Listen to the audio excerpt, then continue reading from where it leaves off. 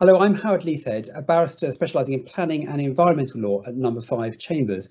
And in this masterclass, I'm going to talk to you about some of the planning and other legal issues that you might face during the process.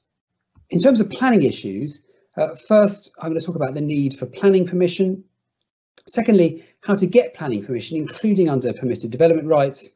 Third, heritage issues that you might face. And finally, where you might go for some help and advice.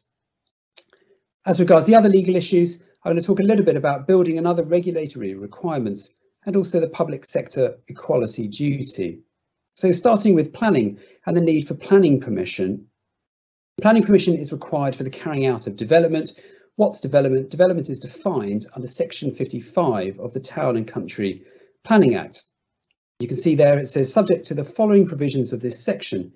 In this act, except where the context otherwise requires, development means the carrying out of building, engineering, mining or other operations in, on, over or under land, or the making of any material change in the use of any buildings or other land.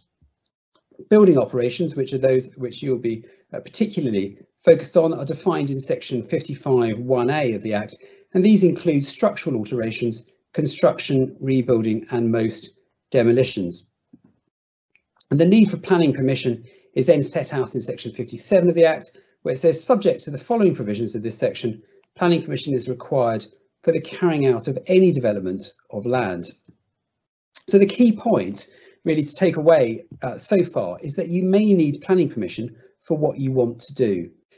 So how do you get planning permission? Well, the main way of getting planning permission is to make an application to the local planning authority, but it's not the only way.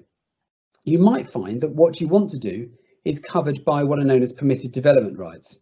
If everyone had to apply for planning permission every time planning permission was needed, the system would quickly become overloaded. Permitted development rights are a way of granting planning permission generally for particular categories of development. Most permitted development rights are included in general permitted development orders, and in this country it's the Town and Country Planning General Permitted Development England Order 2015. If the works you want to do are covered by permitted development rights, this does not mean that an application is never necessary, as sometimes you will need to apply for prior approval to the local planning authority, but it does make the process of obtaining planning permission very much easier. I'm now going to consider three particular issues that may be relevant to you. The first are internal works, secondly demolition, and thirdly what are known as Article 4 directions. Section 55(2) of the Town and Country Planning Act sets out one of the exceptions to development, and this is the carrying out for the maintenance, improvement or other alteration of any building of works which, one, affect only the interior of the building, and two, do not materially affect the external appearance of the building, and there's a couple of other exceptions. But the key point is that if you're carrying out internal works, you might or you might not need planning permission. Often with internal works, you won't need planning permission. Secondly, demolition. Planning permission is sometimes required for demolition. The planning system deals with demolition in different ways. Some demolition doesn't constitute development, as it's another exception under section 55(2), and some demolition is also covered by permitted development rights. So the key takeaway point here is that just you need to be alive to the fact that you might need planning permission for demolition.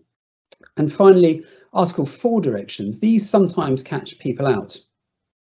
There's a power under Article 4 of the GPDO that's enforced in England that enables the removal of permitted development rights by what are known as Article 4 directions. The practical effect of this is that even if you'd normally be able to rely on permitted development rights, that power can be withdrawn by an Article 4 direction. Just because you can see that you'd normally be able to benefit from a permitted development right, you may find that those rights have been withdrawn. So turning to heritage issues, where the building is a heritage asset, the situation becomes a bit more complicated. The two main issues that I think you're likely to face are works to listed buildings and works to unlisted buildings in conservation areas. First then, listed buildings. Buildings of special architectural or historic interest may be listed under Section 1 of the Planning, Listed Buildings and Conservation Areas Act 1990. This is usually known as the Listed Buildings Act. There are currently about 375,000 listed buildings in England. The vast majority of these, about 92.5% of the total, are Grade 2 listed. More important listed buildings are Grade 2 star, about 5.5%, and the most important are Grade 1, about 2% of the total. When carrying out works to listed buildings, sometimes it will be necessary to apply for what's known as listed building consent. What is listed building consent? Well, this is required for any works to demolish any part of a listed building or to alter or extend it in a way that affects its character as a building of special architectural or historic interest, and that's from Section 8 of the Listed Buildings Act. It's important to remember that listed building consent is a separate consenting regime. It may be necessary to apply for listed building consent and planning permission, or just one of them, or neither of them. As to planning permission when dealing with listed buildings, generally speaking, 3 points can be made. First, it is required if an application would normally be required if the building were not listed. Secondly, planning permission isn't required if the works would normally be permitted development. There are no specific restrictions on the relevant permitted development rights in respect of listed buildings, and the permitted development rights have not been removed locally. Thirdly, planning permission wouldn't normally be required if the works would not constitute development. For instance, if the works were internal and didn't affect the external appearance of the building. Turning then to unlisted buildings in conservation areas. What's a conservation area? A conservation area is an area which has been designated because of its special architectural or historic interest, the character or appearance of which it is desirable to preserve or enhance, and that's from Section 69(1)(a) of the Listed Buildings Act. The key points to bear in mind for conservation areas are, first, that planning permission is required for the demolition of certain unlisted buildings, and this is known as relevant demolition.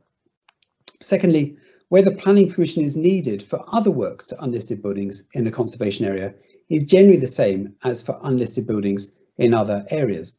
And thirdly, permitted development rights are more restricted in conservation areas. This means that it would be necessary to apply for planning permission for things that would normally be covered by permitted development rights. Turning then to where you can go for planning advice and guidance, the main national planning policy document is the National Planning Policy Framework, but the best place for guidance is the accessible online resource provided by the government called the Planning Practice Guidance. The web address is there on your screen, or you can just Google Planning Practice Guidance. Other online resources are, of course, available. You can also seek early advice from the relevant local planning authority. If you are from the same authority, this should be really straightforward, but even if you're not, local planning authorities are used to offering pre-application advice. If you don't have easy access to planning advice in a local planning authority, then consider employing a planning consultant. And lastly, you might also consider seeking the advice of a barrister, particularly if there is something that's looking difficult or a bit contentious.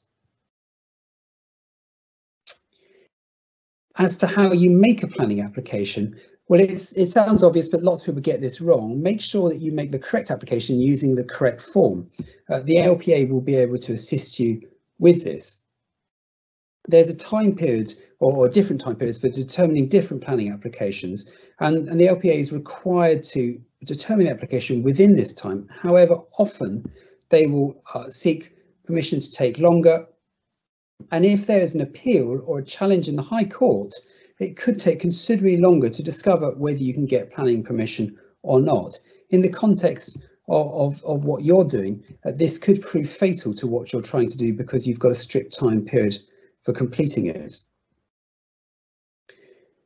Turning then to other issues, the first I'm going to deal with is building and other regulations before moving on to the public sector equality duty. This section you can see on the screen now is quoted from the SHDF competition guidance. It's at section 2.6. It's worth paying particular attention to it. It says here, RPs must adhere to all relevant building and construction product regulations and requirements, in particular those that are considered safety critical and in line with industry best practice. Applicants must ensure any installations are in line with all concurrent legal requirements for manufacturers to ensure that products are safe at the time of installation. RPs are required to detail their adherence to all appropriate safety and construction standards in line with PAS 2030:2019 and PAS 2035:2019, including ensuring sufficient checks are in place to ensure installers are compliant with the same standards. And a retrofit coordinator will advise on suitable measures to be installed in properties, ensuring there are no negative impacts, no unneeded installations, and that good value for money is maintained. Again, advice can be obtained from the relevant team within a local authority or from another specialist or from a barrister if necessary. It's going to be of particular importance to follow the progress of the Building Safety Bill currently going through Parliament. This proposes to put in place a new regulatory regime for high-rise and other high-risk buildings where the spread of fire or structural flaws can lead to the loss of multiple lives. The government guidance just published in July states that the new regime applies to buildings that are at least 18 metres in height or have at least 7 stories and have at least 2 residential units. It also applies, the guidance says, to care homes and hospitals meeting the same height threshold during design and construction. And then finally, the public sector equality duty. The guidance again advises that of the need to comply with the duty and the duty set out in section 149 of the Equality Act. The first subsection, section 149(1), states that a public authority must, in the exercise of its functions, have due regard to the need to A, eliminate discrimination, harassment, victimisation, and to any other conduct that is prohibited by or under this Act. B, advance equality of opportunity between persons who share relevant protected characteristic and persons who do not share it. Foster good relations between persons who share a relevant protected characteristic and persons who do not share it. An example of how you will need to comply with the duty is set out in the SHDF competition guidance at section 3.1.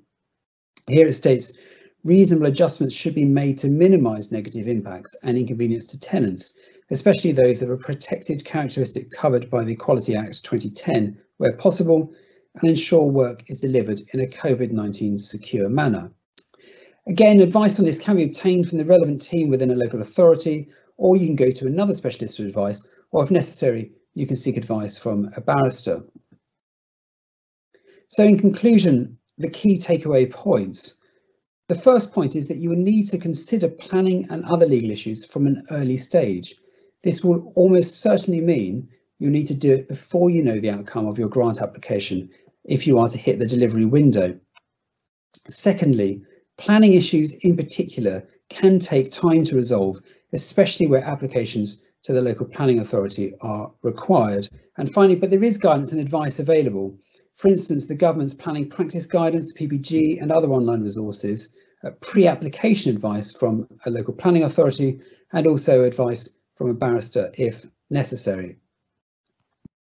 And here on this last slide, you can see how to get in touch with people. The first is the email address for the Social Housing Retrofit Accelerator team. And then below that's their website.